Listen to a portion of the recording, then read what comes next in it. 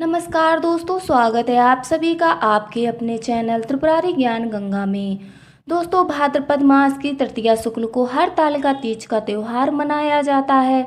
इस दिन सुहागन महिलाएं पति की लंबी उम्र की कामना के लिए व्रत रखती हैं। इस साल हरतालिका तीज का त्यौहार 18 सितंबर साल 2023 दिन सोमवार को मनाया जाएगा। सबसे पहले इस व्रत को माता पार्वती ने भगवान शिव के लिए रखा था। तो चलिए सुनते हैं हरतालिका तीज की व्रत कथा। लेकिन उससे पहले दोस्तों, आप सभी से निवेदन है कि अगर आप हमारे चैनल पर नए हैं और अभी तक आपने हमारे चैनल को सब्सक्राइब नहीं किया है, तो ऐसे ही आगामी व्रत त्योहारों, तिथियों और उनकी कथाओं की जानकारी प्राप्त करने के लिए आज ही हमारे चैनल को सब्सक्राइब कीजिए। साथ में बेल आइकन बटन को प्रेस कर दीजिए ताकि आपको हमारे हर एक वीडियो की नोटिफिकेशन प्राप्त होती रहे। तो चलिए सुनते हैं हरतालिका तीज की व्रत कथा। दोस्तों, पौराणिक मान्यता के अनुसार एक बार भगवान शिव ने माता पार्वती जी को उनके पूर्व जन्म की याद दिलाने के लिए इस व्रत के महत्व की कथा सुनाई थी। माता पार्वती भगवान शिव को अपने पति के रूप में पाना चाहती थी। इसके लिए उन्होंने पर्वतराज हिमालय पर स्थित गंगा के तट पर बाल्यावस्था में 12 वर्षों तक घोर तप किया। माघ मास की शीतलता में उन्होंने निरंतर जल में प्रवेश करते तप किया। बैसाख की जला देने वाली गर्मी में शरीर को तपाकर श्रावण की मूसलाधार वर्षा में खुले आसमान के नीचे बिना अन्न जल ग्रहण किए समय व्यतीत किया। ये सब देखकर उनके पिता बड़े दुखी थे। एक दिन नारद मुनि जी ने उनके पिता के पास आकर कहा, पार्वती के कठोर तप से प्रसन्न होकर भगवान विष्णु आपकी पुत्री के साथ विवाह करना चाहते हैं। नारद मुनि की बातें सुनकर महाराज हिमालय अत्यंत प्रसन्न हुए। उधर भगवान विष्णु के पास जाकर नारद मुनि बोले कि महाराज हिमालय अपनी पुत्री का विवाह आपसे करवाना चाहते हैं। भगवान विष्णु जी ने भी इसकी अनुमति दे दी।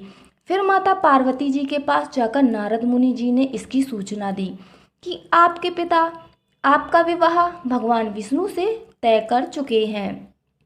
यह सुनकर माता पार्वती बहुत दुखी हुई।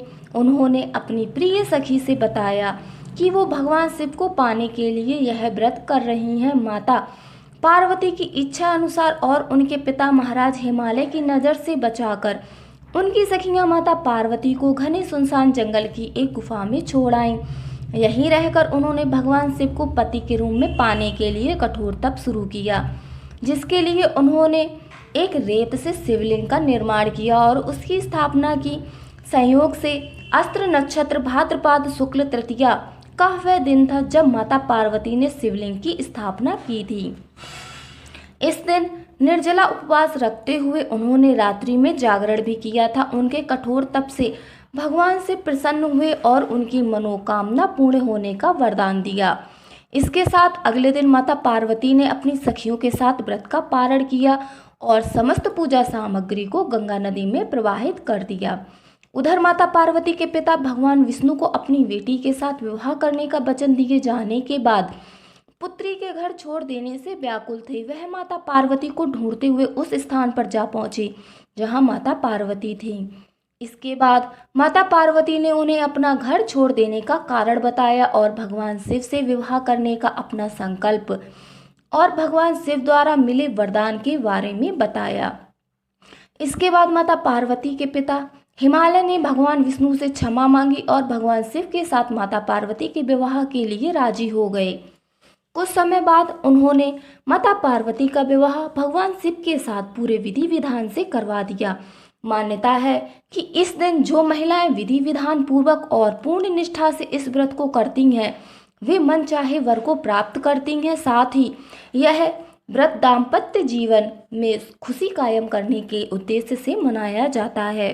दोस्तों, ऐसी और कथाओं के लिए हमारे चैनल को जरूर सब्सक्राइब